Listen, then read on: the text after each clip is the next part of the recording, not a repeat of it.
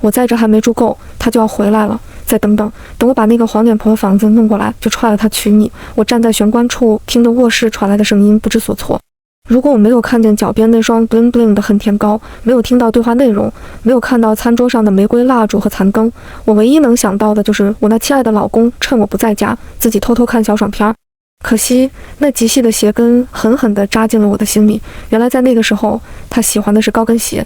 我身后是一个半开放式厨房，精致的刀架上整整齐齐地放着各种功能的刀，对付它们最好用的应该是砍骨刀吧。就在我准备走向厨房的时候，顺手放在鞋柜上的手机屏幕亮起来，是银行 app 的信息，提示借记卡到账100万。卧室的声音提示着我，他们应该快结束了。我悄悄地开门出去，没有留下任何回来过的痕迹。让他死，不如让他生不如死。回家的时候，明明觉得自己的行李箱量得轻便，可现在连出租车的后备箱我都拎不上去，好像里面装了1000斤的巨石。美女是去机场吗？司机师傅问。酒店。我刚刷卡打开房间门，口袋里的手机就震动起来，屏幕上闪烁着那个让我咬牙切齿的称呼：老公。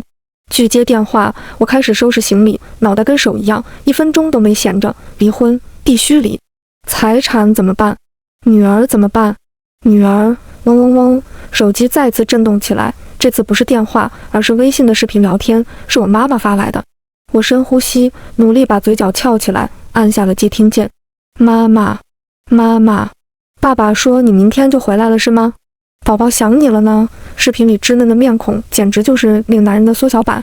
我迅速挂断视频，并且给我妈发了一条文字信息：我这边信号不好，跟小糯米说我临时有事，可能要晚几天回去，到时候给她带礼物。扔下手机，眼泪瞬间决堤，我嚎啕大哭。8年，我一直自诩我的命很好，名牌大学毕业，有着舒适的房子，体面的工作，体贴的闺蜜，最值得炫耀的就是爱我的老公和可人的女儿。无比知足的我，每天都过得很舒心，以为我的人生是没有最好，只有更好。而刚才的事情就像一记重拳，砸碎了我所有美好的幻想。也许是因为这些天太累，也许是因为精神本能的逃避现实。总之，当我清醒过来的时候，我正坐躺在沙发上，四周一片黑暗。我伸手摸了摸，拿到了手机，屏幕贴心的自动亮起来，上面的时间显示是2点02分，在这下面是一连串的微信提醒和2个未接来电。房间里很安静，我的眼睛干涩疼痛。如果说嫁给陈阳是我脑子里进了水，那么所有的水都在刚才流出去了，所以现在的我极其清醒。他叫陈阳，我叫杨晨。我们在大学的时候因为名字相识，之后就发现不止名字是反过来的，我们的性格也是反过来的，也就是大家说的互补。陈阳家在南方一个小山村，能供他读到高中，他父母就已经借遍了全村的钱。上大学后，他一直靠着奖学金和打工赚来的钱负担学费和生活费。所以我们的约会大多是以压马路为主。他说我穿高跟鞋走路的样子特别美，我就一直穿着，导致每次走不了多远就要他背我，他总是乐呵呵的，毫无怨言。大4上半学期结束时，他拿着一枚极细的白金戒指出现，对我说毕业就结婚。我感动得一塌糊涂，这个戒指是他每天只吃1顿饭攒下来的。所有人都劝我不要嫁给陈阳，毕竟他是个实实在在的凤凰男，我偏不信邪，执意嫁给他。这个城市的物价对他来说实在太高了。为了省钱，我告诉他我不喜欢婚礼，俗气，甚至连婚纱照都没拍。其实哪个女孩不是从小就幻想着一袭白纱嫁给自己的王子呢？我小心翼翼地保护着他的自尊心，不想他受到伤害。我告诉自己，他已经是上天给我最大的恩赐，我愿意做出一些牺牲，换我们一生的幸福。我还记得领证那天，他眼含热泪，哽咽着对我说他的生命将与我绑定，离开我便不能成活。而现在我已经成了他嘴里的黄脸婆，准备踹掉我之前还惦记着怎么把房子搞到手，真是讽刺。5天前，我出差把小糯米送到我妈家，我走的第2天，孩子突然发高烧，我给他打电话，他说有个很重要的客户，晚点才能去看小糯米。我赶紧打电话给贝贝，他把老人和孩子送到医院，跑前跑后帮忙排队挂号拿药。傍晚，我给陈阳打电话，想让他去医院的时候带点饭，结果是无人接听。打到公司，他同事说他今天有事请假了，我追问什么事，他同事说好像是有朋友去家里什么的。之后我再给陈阳打电话，一直是无人接听的状态。可是这么多年的信任让我没有任何不好的想法，因为以前他邀请过客户到家里做客。联系不上陈阳，我只好订外卖送到医院。看着视频里无精打采的小糯米说想要爸爸妈妈，我恨不得立刻飞回去。可最近的机票也要第2天，我只能不断的给陈阳打电话，希望他忙完第一时间赶过去。一次又一次的无人接听，最后干脆直接关机了。我妈一夜没合眼，守在小糯米身边照顾，直到第2天退烧出院，陈阳都没去。他给我回电话，面对我的质问，隔着电话对我大吼：“你担心孩子，你怎么不回来？你要是在家，他会发烧吗？就你有工作是不是？我没有吗？一直打电话催。昨晚我为了一个订单被客户灌得不省人事，胆汁都吐出来了。我不是为了这个家，为了你和女儿吗？现在孩子退烧了，我多难受，你知道吗？”他说完就挂了电话，我居然有一些自责。我坚信，如果他不是特别难受，不会这样。当初他说让我不要急着升职，先把女儿带大，是我不愿意放弃机会。升职后出差变多，对他和女儿都有疏忽。开会前我还傻乎乎的给他发微信道歉，并且给他订了养胃粥。在一起8年，我竟然不知道他这么会演戏。现在想来，我出差的第2天，他就急不可耐地把那个女人接到家里。女儿在医院时，那个女人坐在我精心挑选的沙发上追剧；女儿饿肚子时，他陪着那个女人一起烛光晚餐；女儿迷迷糊糊地说要爸爸时，他搂着那个女人在床上折腾。他触到了一个母亲的底线。实施报复的第一步，先要去看看那双高跟鞋的主人是怎样的人物。我打开微信，给陈阳解释说自己刚刚没有接电话，是因为一直在开会，结尾还配上了一个可怜唧唧道歉的表情。接着我解释说自己出差的时间延长了，可能还需要至少3-5天，提醒他好好照顾自己，认真吃饭。女人一旦有了目标，隐忍就变得简单起来。第2天，我吃过早饭，直奔商场，眼都不眨地拿下整套的 Chanel 化妆品，给了柜姐一个开门红，她开心地给我装了一大堆的赠品。接着到 Gucci 店里买了那条心仪很久的针织连衣裙，提着这2个袋子走进 Jimmy Choo， 受到了销售极其热情的接待。映入眼帘的每一双鞋都刺激着我。我年满18岁的第一件事就是给自己买了一双高跟鞋。在跟陈阳结婚之前，我是每天都要穿高跟鞋的。可是结婚之后的经济压力让我没有条件再每天打车通勤，挤地铁的时候穿着高跟鞋还是很不方便的。于是我渐渐穿起了平底鞋，好不容易摇上号买了车，我却怀孕了，接着生娃带娃。高跟鞋被我掩藏在了鞋柜的最深处。小姐，销售打断了我的思路，请问您看上哪一双鞋？我可以帮您试一下。我扫了一眼面前的鞋，开口问，有限量款吗？销售假装很为难的样子说，不好意思小姐，我们的限量款是 VIP 客户优先预定的。我指着几双差不多的款说，这4双37码。您的意思是？服务员有点懵。不用试了，直接装起来就行。现在我可以看看限量款了吗？服务员激动地把我让到试鞋凳上坐着，然后一路小跑去里面搬了4-5个盒子出来。您看一下，这几双都是今年春夏最难抢到的款，一般的 VIP 我们都是不提供的。这双网纱面的，我保证是全市唯一一双，特别适合您这样的冷白皮。还有这双，我打断销售热情的介绍，除了这双粉色的，其他的都一起包起来。销售掩饰不住欣喜地问，您不试一下吗？不用了。说着，我起身去结账。销售看看我，看看满地的袋子，问道，这8双鞋您自己拿吗？要不我帮您送到车上？不用了，我只拿走这双网纱的，其他几双麻烦你帮我收起来，我改天再来拿。在我走出店门的时候，听到身后的销售小声说道，你们说这女的得多有钱啊，买这么多眼都不眨，是都不试一下。我嘴角微翘，这是陈阳当初答应我的，每年都买一双限量款高跟鞋，如今这8双鞋早就应该是我的。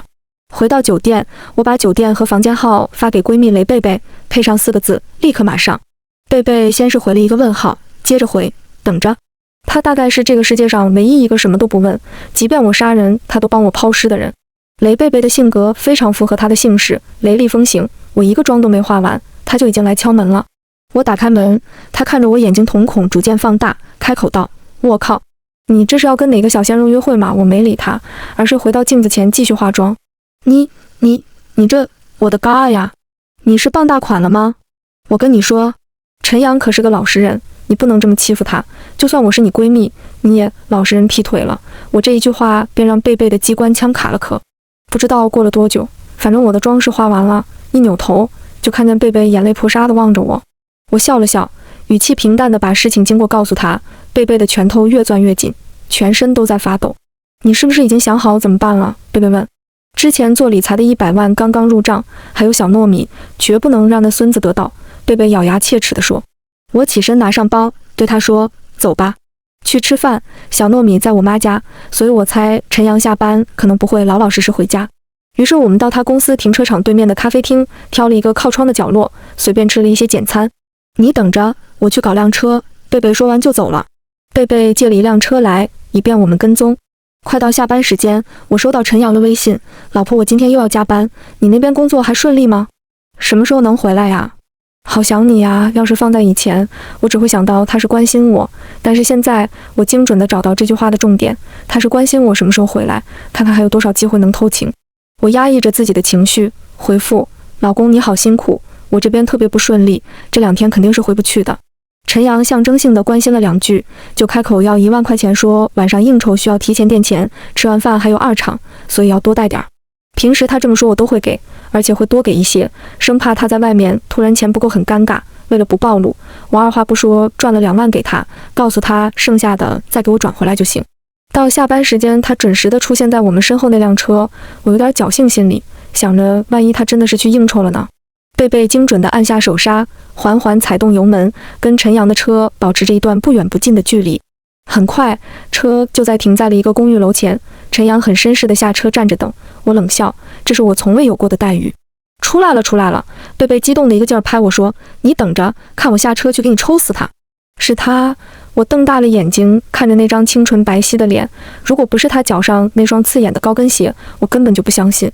贝贝收回开车门的手，疑惑地问道：“你认识那女的？”“是小白呀。”贝贝瞪大了眼睛，往前探着身子，仔细盯着那对抱在一起的狗男女，突然一拍大腿：“卧槽，还真是小白，全名白念，我们大学时候外文系的系花，临毕业的时候突然退学，跟一个外国男友出国了，害得当时学校里一批男生伤心欲绝。”我们一边跟着他们，一边聊天，连贝贝这样的八卦之王都没有听说小白什么回来的。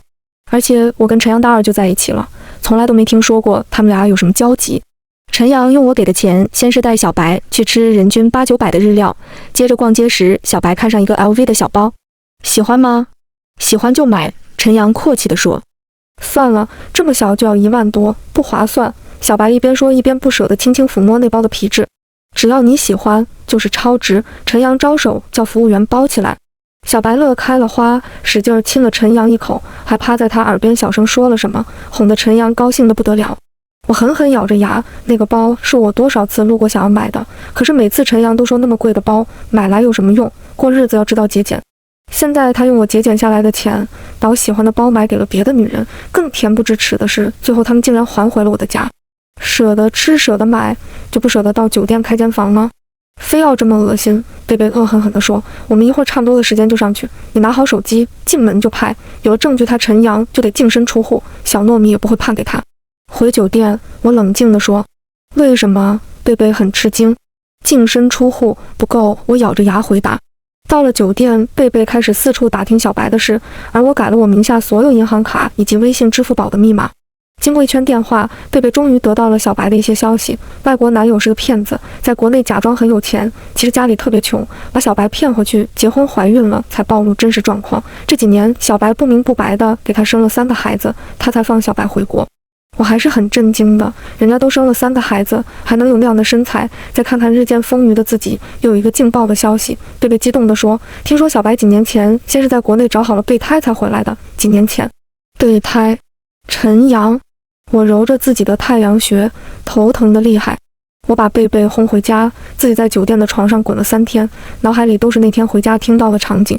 以前我们的夫妻生活也是很和谐的，但是小糯米睡觉很轻，所以自从有了他，每天晚上他跃跃欲试的时候，10次有8次我是拒绝的，其余2次我也是一直提醒他速战速决，轻一点不要吵醒孩子。仔细回想一下，我们好像近1个多月都没有过，本以为老夫老妻了，看来还是我想简单了。3天以后，我按照前一天晚上跟陈阳约定好的时间，提前1小时到达机场，假装自己记错航班，提前到了。看着他抱着小糯米像以前一样迎接我的时候，我真想前几天的事只是一个噩梦。一切如旧。到了晚上，陈阳兴致勃勃地钻进我被窝的时候，被我以累为理由拒绝了，实在恶心。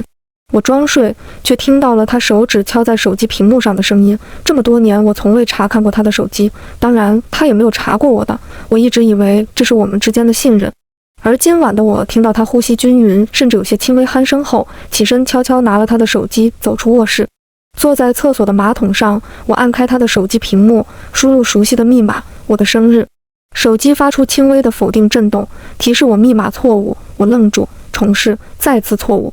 这是我们确定恋爱关系后的约定，手机密码用的都是对方的生日。依稀记得我上次用他手机付款是几年前了，那时候密码还是对的。我拿着手机，又试了试陈阳的生日，依旧是错误；小糯米的生日还是错误。手机的每一次震动都像是对我的嘲笑，笑我的后知后觉，笑我的愚蠢。不过我还是要感谢高科技，我成功用陈阳的手指头解锁了手机。有了宝宝以后，我经常半夜要起来很多次，他大概也习惯了，所以对我的动静他根本就没有一点反应。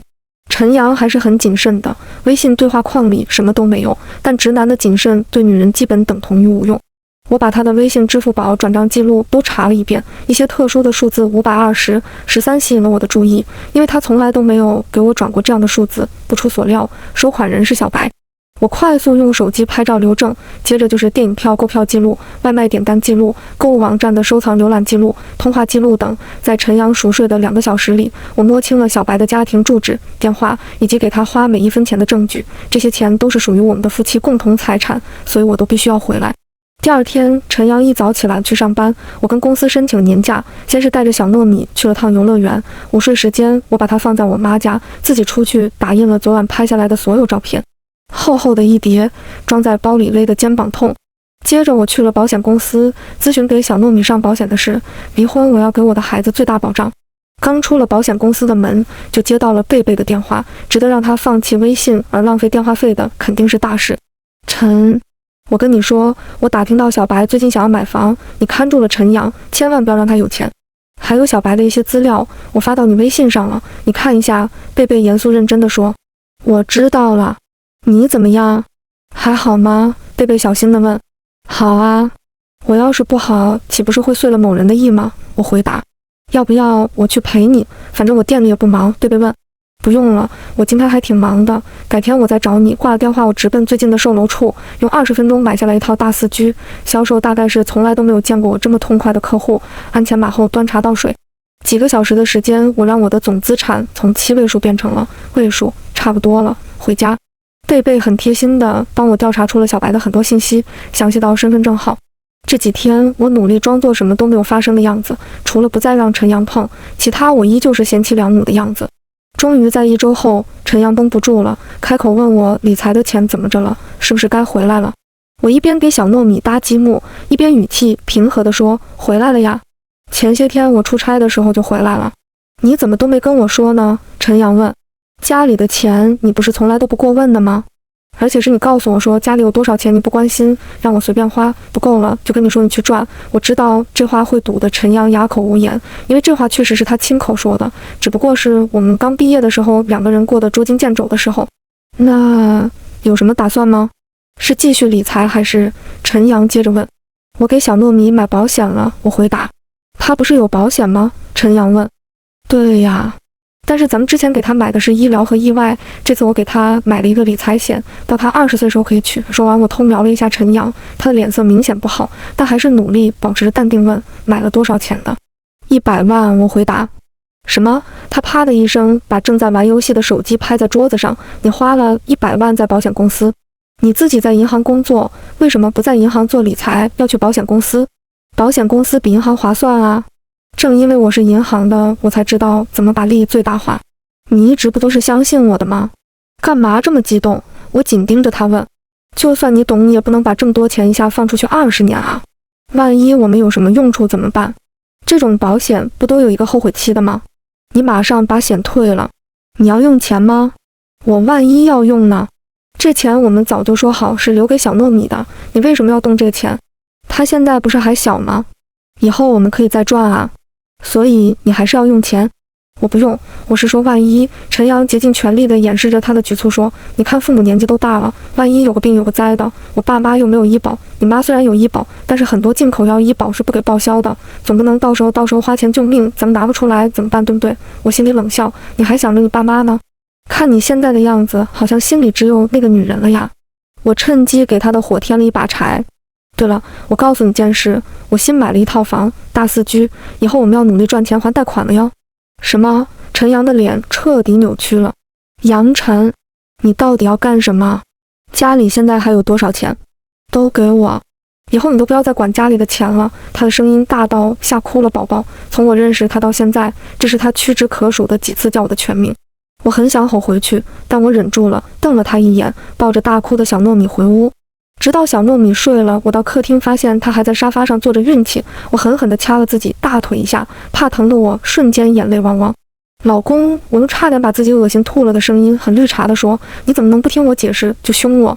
我买新的房子是为了把你父母接过来啊。陈阳一愣，他曾多次说想要把父母接到我们身边来，都被我拒绝，因为目前我们住的是个小两居，他父母来了一家5口，实在拥挤。而且我那个婆婆因为小糯米是女孩，本就一直催着我再生，离着远每次回去应付一下也就得了，要是在身边，我肯定少不了矛盾。我接着柔柔弱弱地说，以前你总说把爸妈接过来，但是咱们家实在太小了，他们在农村的大院子住惯了，过来住会很憋屈的。现在我买了一个大4居，把主卧让给老人家，他们住着舒服，心情也舒畅，不是吗？这下陈阳一脸为难，纠结了一下，还是开口说，我觉得他们既然都在老家住惯了，现在也不是不能自理，没必要这么早接过来一起吧。啊，好样的陈阳，我看小白不是你的小三，他是苏妲己，把你控住了呀。哎呀，我定金都交了，要是不要的话，钱可不能退。现在我得跟你商量一下首付的事。陈阳的脸恨不得把红绿青蓝子都变了一遍。我没理他，接着说，我们的钱不够付2套的首付，所以我们得让这套房子变成首套，这样的话我们得假离婚。不知道是不是错觉，我竟然觉得自己在他脸上看到了一丝欣喜，可他嘴上说，那怎么行？要不还是别买了，我可不想因为一套房子跟你分开。不是分开啊，这套小房子是我的名字，那套大的写你的名字，那边是样板间，装修的特别好，可以拎包入住。等离婚了，我把小的卖了，贷款我们就提前还一些，这样以后压力也小。过2年差不多我们再复婚。在经过了大半宿的深聊，陈阳终于被我说动了，我们离婚，并且他签一个放弃房产的协议，接着那套大4居的房子写他的名字来买。有那么一瞬间，我差点因为他对我的信任而心软，可是对他的心软就是对我和小糯米的残忍。为了防止出意外，第2天一早我就给陈阳的爸妈打了一个电话，告诉他们我给他们买了新房的事，并且催着他们赶紧处理老家的事，彻底搬过来住。以我对我婆婆的了解，她一天能打10个电话催陈阳。果然，当天晚上陈阳下班回来就问我协议和离婚的事，我直接就把打印协议的事推给了他，告诉他随便弄一个就行了，反正就是为了买房子。当天晚上，我忍着恶心主动亲近了他，让他没有丝毫疑虑地签了协议，领了离婚证。我的报复终于正式拉开了序幕。离婚后，陈阳开始了有意无意的找茬，找不着东西发火，饭菜咸了淡了发火，时不时的就说起小糯米的100万保险的事。我们吵架的频率越来越高，真是相看两相厌。这世界上有一种关系是，我希望你过得好，但不希望你过得比我好。而小白就有这样一个闺蜜，贝贝很给力，她花了一点小心思搞定了小白的塑料闺蜜，所以各种消息源源不断。先是听说小白因为钱没到位，房没买成，接着又听说考虑先结婚再买房，这么快就想鸠占鹊巢了。我想我应该让他明白一个道理，却走了，酒也不一定进得来。借着贝贝之前给我小白的资料，我做了一份 HIV 阳性的检查结果。通过小白的闺蜜得知她今天的约会在万象城的星巴克，陈阳又恰好跟我说今天下午开会不能及时看手机回复我的消息，我猜这对狗男女又要见面了。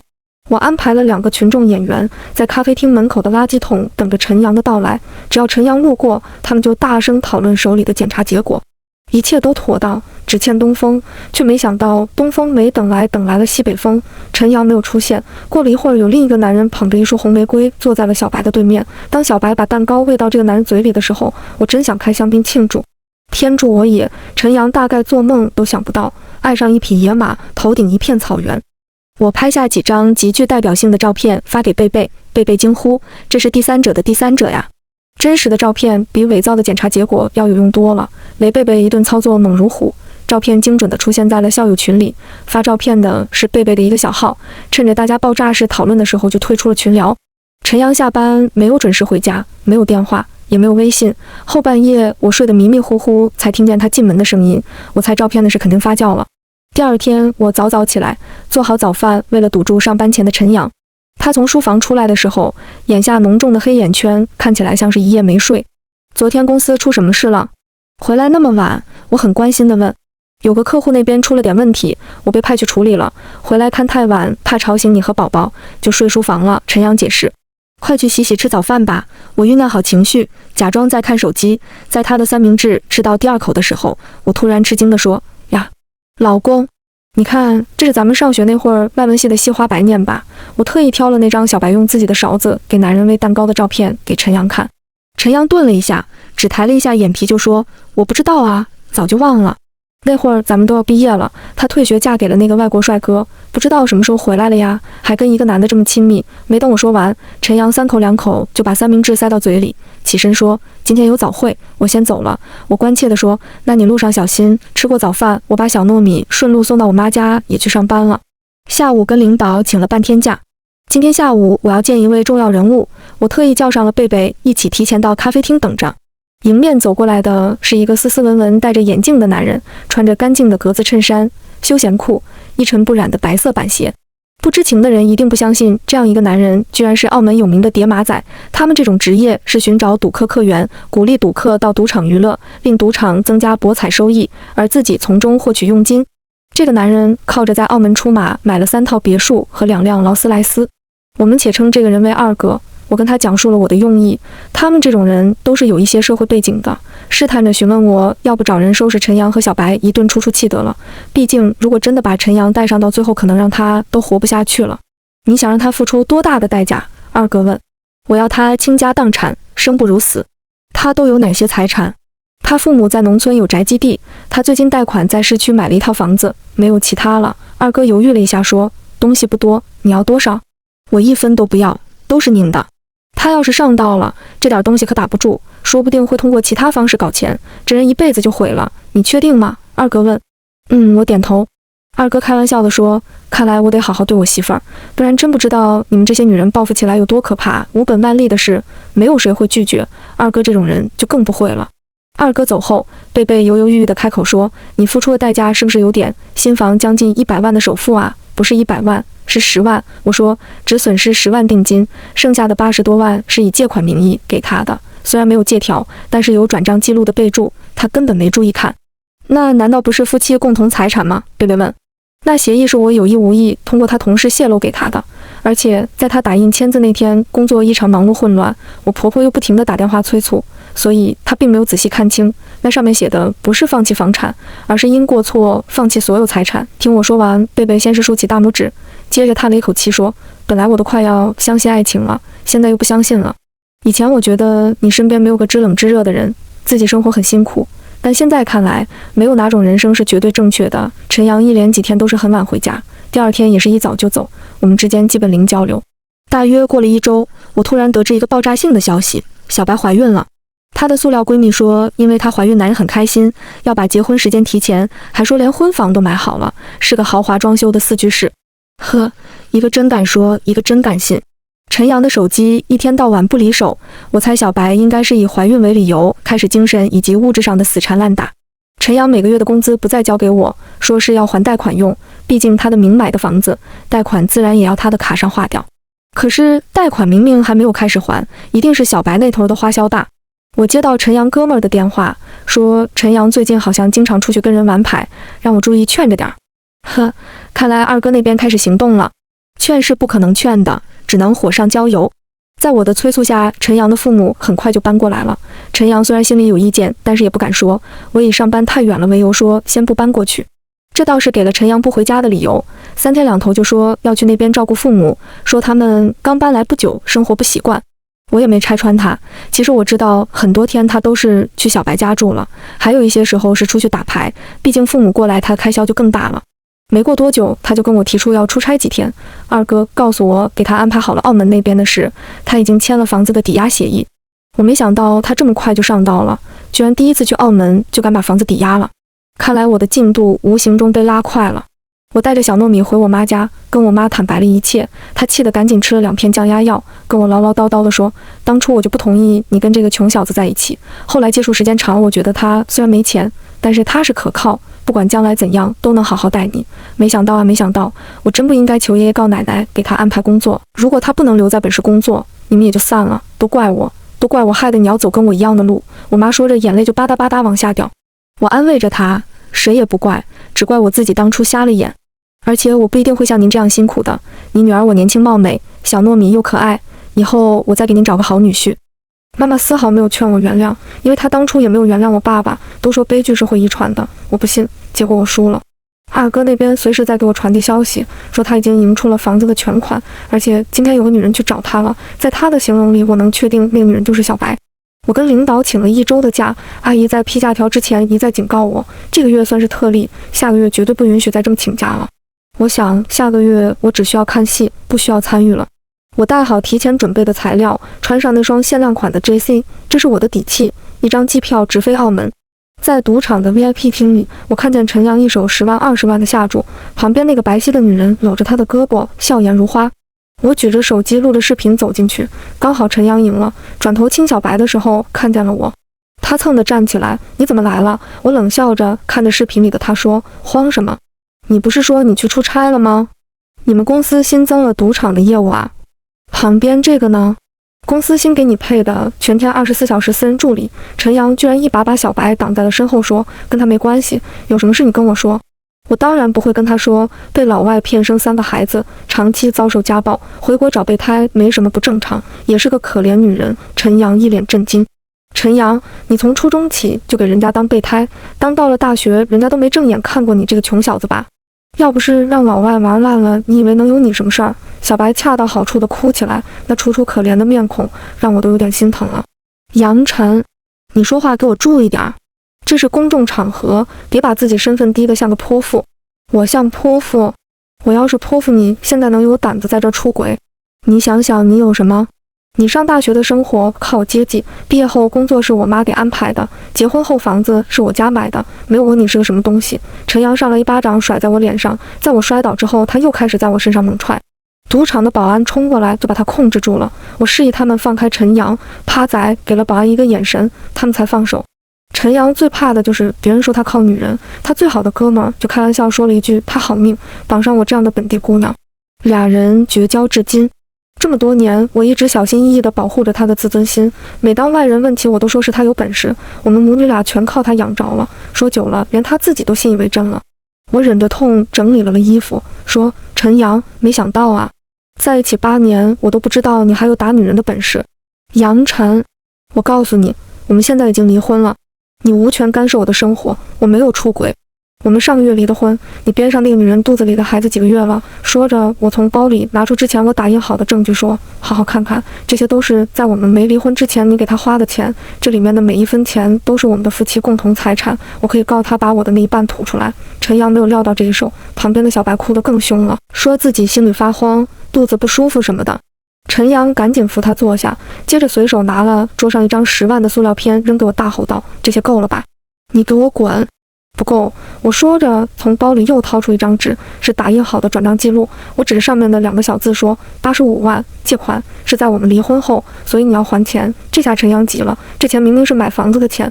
是啊，那房子跟我有关系吗？我问。是你买的房子，陈阳说。首付是你付的，名字写的是你，这哪里是我买的？你要是不还也行，我有的是时间和你打官司。陈阳又要冲上来打我，被保安拦住，并且警告他再闹事就赶出赌场。小白听说房子写的陈阳名，赶紧站起来搂着陈阳的胳膊，哽咽着说：“老公，要不你就把钱给他吧，反正我们现在有这么多钱了，再过几个月宝宝出生了，我总能还租房子住吧。”今晚手气这么好，耽误的时间都能赢好几把了，我真想给小白鼓鼓掌，神助攻啊！得到越容易的钱，挥霍就越容易，尤其在赌桌上，一沓钱也不过就是一个塑料片而已。陈阳从桌子上随便拿了一个100万，摔在了我脸上，说：“不用找了，滚！”这东西打在脸上还挺疼的，但却没有我的心疼。我把手里那个10万的码轻轻放到桌子上，微笑着对陈阳说：“我们俩亲了，再见。”走出赌场，二哥的车在外面等着我。怎么样？还好吗？用不用我帮你找人？二哥问。不用，没事，只是一点皮外伤而已。这人太贪了，是我很少见的优质客户。他走上赌博这条路，基本上不会回头了。就算我不吃他，他也早晚被别人吃掉。一切都照原计划执行吧。贝贝在机场等着接我，看到我被打的样子，他气得要买机票飞过去找陈阳，被我阻拦。现在最重要的是要去那新买的房子里看看我前公公婆婆。我和陈阳的父母说明了一切，他们几次想要开口说什么，都被我的话堵了回去。他们没有过多挽留，毕竟在他们眼里，我不过就是一个没能给他们传递香火的儿媳妇。这俩人一直觉得他们的儿子特别有本事，而我只是个普普通通的女人，除了生育之外，没有什么其他的作用。我拉着贝贝陪我去店里取回了剩下的7双高跟鞋，贝贝看着眼红的不行，我送了2双给他，现在高跟鞋就是高跟鞋了。过了2天，我就听二哥说陈阳是带着300万回来的，如果他能踏踏实实不再去赌，以后的生活会过得非常舒心，但这不是我想看到的。二哥那边怎样的操作我不管，但是贝贝通过小白的塑料闺蜜给小白传递了不少消费主义话术。后来就听说陈阳给他买奢侈品，买钻戒，连婚礼都是订了包机，准备到海岛办。小白的肚子很给他争气的怀了个男孩，陈阳的父母开心坏了，把他接到那套4居室里，每天精心照顾着他的肚子。而已经发达了的陈阳没有念一丁点情分，对外说是我阻碍了他的命运，跟我刚一离婚就风生水起了，一群酒肉朋友，反正每天有他带着吃吃喝喝，自然也就捧着他说。一来二去，没多久他的钱就花差不多了。人向下的堕落总是比向上的攀爬容易。陈阳再次联系到二哥给他出马，这一次不再是澳门，而是越南，那边有一个做好的局等着陈阳。因为陈阳把房子的贷款都还上了，所以二哥给他做完手续，直接出了300万的码。二哥手下的一个趴仔一直在给我全程直播过程，这是我要求的，我要看到陈阳痛苦。陈阳上手先是连着输，输了几次就能赢1次回本，连着1晚上都是这样，到头来没输没赢。陈阳不甘心，第2天第3天又是不输不赢，第4天上来就连赢了3局。陈阳坚信他的运气到了，开始下大注。二哥开始动用手段，仅2个小时，300万1分不剩。陈阳已经输急眼，要二哥给他空出。二哥表示没有抵押很为难，但还是给他出了50万。这次先是赢了30万，之后10分钟后再次1分不剩。陈阳丧的准备回家，从澳门回家容易，从越南可就不那么容易了。二哥的人给他开好房间，告诉他得把钱还了，不然肯定是回不去的。我把陈阳的电话拉黑，当天晚上他父母就给我打电话，求我救救陈阳。我给他们提了一个很好的建议，卖房。当然不是卖城里这套，因为这套已经归二哥所有了，是卖他们老家那套。晨晨啊，老家的房子卖了，我们就没有地方住了呀。你总不能眼看着我们流落街头吧？你们要是流落街头去要饭的话，告诉我地址，我让朋友们多去施舍个3块5块的。我挂了电话，拉黑了一切跟陈阳有关的人。听说最后他父母没办法，还是卖掉了老家的房子，把陈阳赎了回来。陈阳回来，把小白七七八八的奢侈品和钻戒都卖掉还债，租了郊区的一套1居室，4口人挤在一起。小白已经怀孕7个月，不能打胎了，只能就这么过。陈阳打我电话打不通，就找到我单位，说我骗他离婚，要求重新分割婚内财产。我甩出他婚内出轨的照片，告诉他如果觉得我骗了他，就去告我吧。